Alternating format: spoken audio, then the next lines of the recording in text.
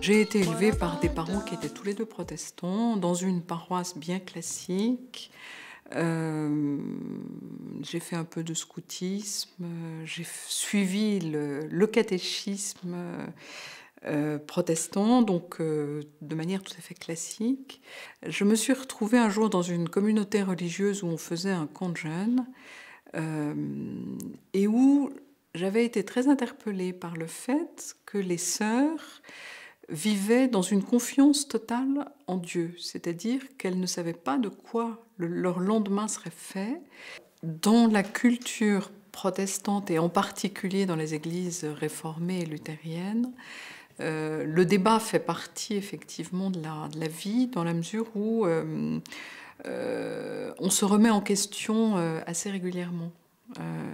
Autrefois on disait semper reformanda, c'est-à-dire l'Église a toujours à se réformer, à se remettre en question et à vérifier effectivement la justesse de ses convictions dans une société qui évolue. Donc je pense que je suis effectivement de cette culture-là. Est-ce que la remise en question, c'est du modernisme? Je ne sais pas.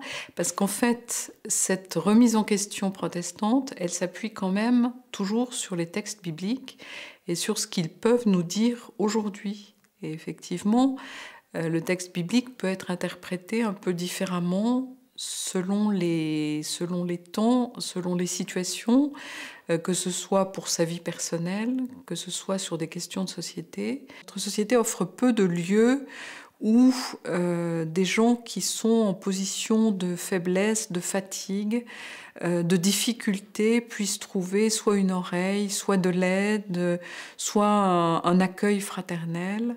Et ça, je pense qu'il faut qu'on y soit très sensible. Donc qu'on continue à faire des progrès dans ce sens-là, parce qu'on n'en fait sans doute jamais suffisamment. Et que ceux qui, sans doute un peu comme moi, ont la chance d'avoir pas mal reçu, sachent redonner de ce qu'ils ont en retour. Ce que je voudrais transmettre à mes enfants, c'est effectivement le fait qu'ils sachent se poser des questions, s'appuyer sur les textes de la Bible, même si ce ne sont pas des textes faciles, et donc les travailler avec des personnes qui savent les aborder et qui les aident à les aborder. Je souhaiterais qu'ils gardent ce goût de la remise en question, du débat, d'une remise en cause d'eux-mêmes et qui ne s'attachent pas trop à des rythmes ou à des dogmes définitivement posés.